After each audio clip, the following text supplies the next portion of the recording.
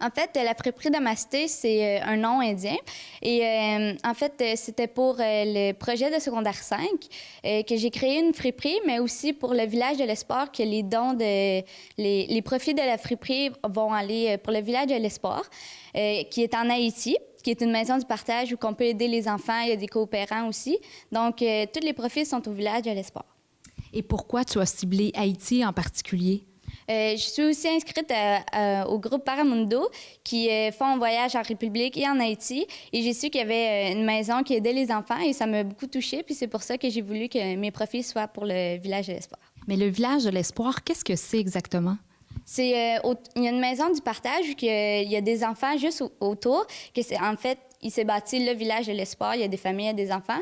Les enfants, on les encadre pour qu'ils aillent à l'école, pour qu'ils aillent à l'éducation. À la maison du partage, il y a aussi des dîners. Il y a des coopérants qui viennent aussi aider pour construire une meilleure vie aussi pour les personnes en Haïti. Ouais. Et qu'est-ce qu'on retrouve dans ta fameuse friperie? J'ai des vêtements de tout ça pour les hommes et pour les femmes. J'ai aussi des chaussures, j'ai des bijoux, j'ai des livres. Donc, c'est ça. Ta friperie là, Namasté va durer toute l'année scolaire ou elle va perdurer dans le temps? Pour cette année, c'est prévu qu'elle reste jusqu'à la fin de l'année. Et oui, j'aimerais ça que l'année prochaine, il y ait de la relève pour continuer le projet de la friperie. Et tu as ramassé combien jusqu'à présent? À date, quand je suis allée à mon voyage il y a un mois, on avait ramassé 300 $ en 10 midis que j'avais ouvert la friperie. Et tu as pu toi-même aller porter le montant, les profits ramassés dans le village de l'Espoir? Oui. En fait, il y a un mois, on s'est rendu en Haïti avec l'aide de mes amis aussi. On est allé porter l'argent directement à Elvie. En fait, c'est la femme, une coopérante qui est à la maison du partage. Il y a une pédiatrie sociale aussi qui peut-être il y a des infrastructures à construire. Et c'est ça, j'ai regardé avec elle qu'est-ce qu'on pourrait construire avec cet argent-là. Et qu'est-ce que vous allez pouvoir faire avec cet argent-là? Est-ce que tu le sais maintenant? Non, on ne sait pas encore, mais il y a beaucoup d'enfants.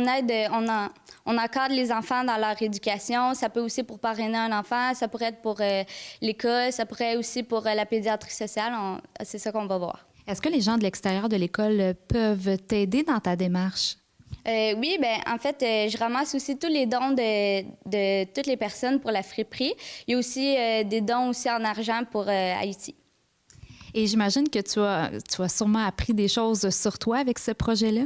Oui, en fait, j'ai découvert aussi que j'aimais vraiment beaucoup l'événement dans le sens que, oui, j'étais capable de gérer un local, de gérer toutes les dépenses, d'être plus sensible aussi, parce qu'en Haïti, j'ai vu comment il y avait besoin de cet argent-là.